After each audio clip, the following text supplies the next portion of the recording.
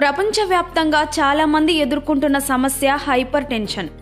BP కంట్రోల్లో లేకుంటే మొత్తం ఆరోగ్యం దెబ్బతినే ప్రమాదం ఉంది. కాబట్టి ఎప్పుడూ బీపీని కంట్రోల్లో ఉంచుకోవడానికి ప్రయత్నించాలి. ప్రపంచ హైపర్ టెన్షన్ డే నేపథ్యంలో అధిక రక్తపోటు గురించి ఈ వీడియోలో తెలుసుకుందాం.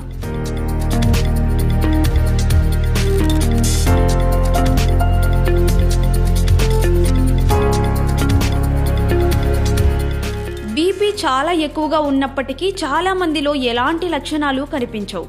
కొన్ని సందర్భాల్లో లక్షణాలు కనిపించేటప్పటికే ప్రమాద స్థితికి చేరుకుని ఉంటారు. అందుకే దీన్ని సైలెంట్ కిల్లర్ అంటారు. ఇది గుండెపై భారాన్ని పెంచి గుండెకు రక్త ప్రసరణను తగ్గిస్తుంది. అధిక రక్తపోటు వల్ల మెదడులోని రక్తనాళాలు చిట్లిపోయి పక్షపాతం బారిన పడే అవకాశం పెరుగుతుంది.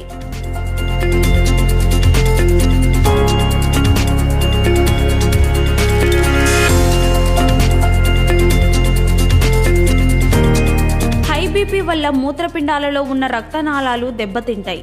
అధిక రక్తపోటుకు అనేక కారణాలున్నాయి. వయసు పెరిగే కొద్దీ హై బీపీ వచ్చే అవకాశం పెరుగుతూ ఉంటుంది.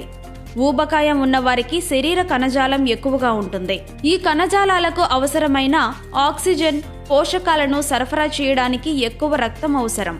రక్తనాళాల ద్వారా రక్త ప్రసరణ పరిమాణం పెరగడంతో ధమని గోడలపై ఒత్తిడి బాగా పెరుగుతుంది. తద్వారా రక్తపోటు కూడా పెరుగుతుంది. జన్యు సంబంధిత కారణాల వల్ల కూడా అధిక రక్తపోటు రావచ్చు.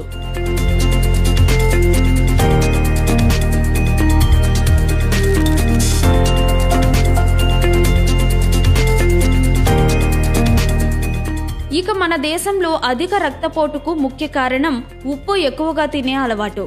ప్రతి మనిషికి రోజుకు 2.5 గ్రాముల ఉప్పు మాత్రమే అవసరం. ప్రపంచ ఆరోగ్య సంస్థ గరిష్టంగా 5 గ్రాములకు మించకూడదని సూచించింది. కానీ మన దేశంలో సగటున ప్రతి మనిషి 10 నుంచి 15 గ్రాముల ఉప్పు తింటున్నారు. ఉప్పులో సోడియం అనే రసాయనం ఉంటుంది. ఇది జీవకణాలలో నీటి నిల్వను పెంచి రక్తపోటు కారణమవుతుంది.